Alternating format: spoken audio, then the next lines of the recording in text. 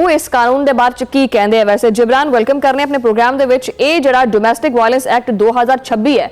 ਇਹਦੇ ਬਾਰੇ ਚ ਪਹਿਲੇ ਤਾਂ ਮੈਂ ਪੁੱਛਣਾ ਚਾਹਾਂਗੀ ਕਿ ਤੁਹਾਡਾ ਆਪਣਾ ਕੀ ਪੁਆਇੰਟ ਆਫ ਵਿਊ ਹੈ। अच्छा जी, पहली गल तो है कि पंजाब विच यह कानून 2014 च आ गया सी। हुण जिहड़ा कानून वफाक इस्लामाबाद च पास होया है और सिंध च कानून 2013 तो लागू है। और कानून जिहड़ा है वो अपने आप विच बड़ा चंगा है क्योंकि वो सिखांदा है कि वो रवैये की होने चाहिए ने कार च, खास तौर पे उन्हां कोल नाल जिहड़े तुहाडे उत्ते डिपेंडेंट ने। और तुहाडे बुजुर्ग भी हो सकते हैं और तुहाडी वाइफ भी हो सकती है, तुहाडे बच्चे भी हो सकते हैं, या कोई भी ऐसा शख्स जिन्होंने कानून कहता है कि वो वनरेबल हैगा, कि वो डिपेंडेंट है तुहाडे उत्ते। वो फाइनेंशियल नीड भी हो सकती है कि पैसे वास्ते वो तुहाडे उत्ते डिपेंडेंट ने, ते उन्हां नूं किस तरह ट्रीट करना चाहिए। ते कानून फिर सानूं दस रहा है कि सिर्फ यह नहीं कि तुसीं उन्हां नूं चढ़ ला दी है ते असीं उहनूं डोमैस्टिक वायलेंस कहांगे कि तुसीं मुक्के शुक्के मारे ने। अगर तुसीं उन्हां दी तजलील कर रहे हो, अगर तुसीं उन्हां नूं डरा रहे हो, खौफजदा कर रहे हो, अगर तुसीं उन्हां नूं मजबूर कर रहे हो या उन्हां दी मजबूरी का फायदा उठा रहे हो कि उन्हां महारा खर्चा हैगा तुसीं नहीं देना चाहते, या उन्हां नूं धमकियां दे रहे हो कि मैं तुहानूं बाहर कट दांगा घर तो वैसे जिब्रान कानून कह रहा है कि यह भी जुर्म है। अच्छा जिब्रान, मैनूं एक तुसीं अपने गल्लां 'ਚ गल कीती कि जी घूरना या अगर धमकी दित्ती है,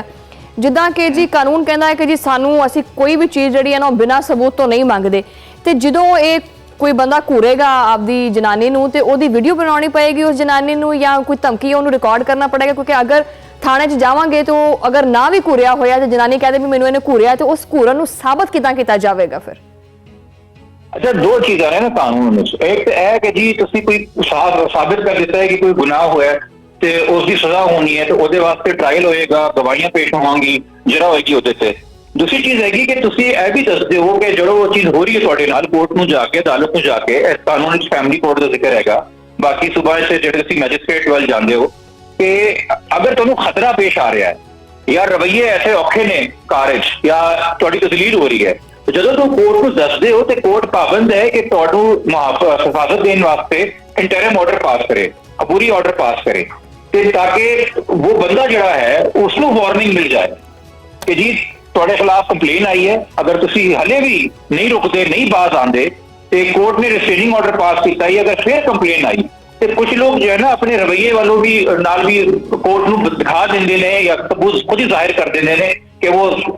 किस तरह के बंदे ने। वैसे देखो अक्सर ये कहते हैं कि जी मियाँ बीवी जिहड़े ने वो कहते हैं कि अपनी गल जिहड़ी है वो अपने दरम्यान जिन्ने भी इख्तलाफात ने जो भी है, ये गल तेनू मेरी मां नाल नहीं करनी चाहिए सी, या ये गल अपने कमरे चों बाहर नहीं जानी चाहिए सी। अगर ये गल्लां उठ के कमरे चों निकल के कि ने थाने च जान लग पईयां ते वो जिहड़ा बंदा है, जिहड़ा शौहर है, वो आपदी बीवी दे नाल आपदी जिहड़ी बाकी जिंदगी है गुजारना पसंद करेगा या डर के रहेगा कि ओहो बई तां मैनूं थाने लै जाएगी? नहीं तो फिर वो यह चाहता है कि सारी जिंदगी जो है अगर उन्होंने बीवी रुसवा हो रही है, तस्लील उन्होंने होती हो रही है, वो डर के रह रही है, वो बिलक के रह रही है, उन्होंने कोई इमोशनल ट्रॉमा हो रहा है, उसकी इज्जत नहीं हो रही, और फिर औलादा भी घर से सीख रही ने कि प्यो जड़ा है किस वाल मां नूं ट्रीट करता है, तो वो सही है, वो सही सौखा काम हैगा। वो तरीके तुसीं अपने खानदान की भर्ती करना चाहते हो, और रिलेशनशिप तुसीं रखना चाहते हो अपने लाइफ पार्टनर नाल। देखो असीं अक्सर कहते हैं कि इस्लाम में ना तलाक सबसे नापसंदीदा चीज हैगी खुदा वास्ते, ठीक है, अल्लाह को सबसे नापसंदीदा चीज जो है ना वो तलाक लगती है। तो हमने तलाक का मतलब समझा हुआ है कि वो लफ्ज अदा करना, कि ये लफ्ज बस आपने अदा नहीं करने या अदालत जाके तुसीं तलाक नहीं लेनी, बात वो नहीं हो रही। बात ये हो रही है कि वो हालात घर च पैदा करना कि बंदा तलाक लेने लिए मजबूर हो जाए या खुला लेने लिए मजबूर हो जाए, तो वो हालात कौन पैदा करता है? वैसे जिब्रान साहब मैनूं ये दसो कि इदां दे घूरन वाले माड़े मोटे झगड़े ये सारियां चीज़ां ये किहड़े घर च नहीं होंदियां? वैसे कि ये जरूरी सी वैसे बिल पास करना जिहड़ा तुसीं कहने पे कि जी ये तां पंजाब दे विच 2014 तो हैगा है, इस तरह दे कानून तां पास कर दिंदे है लेकिन अमल तां हुंदा कोई नहीं। हजे भी पंजाब दे विच डोमैस्टिक वायलेंस बहुत ज़्यादा है। रवैये साढ़े जेडे वो चेंज नहीं हो रहे ना, बिकॉज ट्रेनिंग भी नहीं हो रही। असि साढ़े जेडे थाने ने, साढ़े जेडे मैजिस्ट्रेट ने, जज साहिबान ने, इवन जेडे साढ़े वकील ने, वो सानू कहते हैं कि भाई की लोड़ है मसला कार दा लाने दी, पब्लिक च कोर्ट च लाने दी, औखा काम पै जाएगा, उल्टा और औला पै जाना है। ते ए रवैये साढ़े नहीं बदल रहे, उन्होंने बदलने की जरूरत है, लोगों की ट्रेनिंग की जरूरत है, उन्होंने सेंसिटाइजेशन कराने की जरूरत है। पर दूजी गल यह भी हैगी कि देखिए जी, तो थोड़ा बहुत इंसानी रवैये जो है ना, उनको भी आप जहन में लाएं। ऐसा नहीं कि पहली बार किसी का शौहर उससे घूरता है या गाली देता है या उससे लड़ता है तो औरत फौरन उठ के थाने चली जाती है।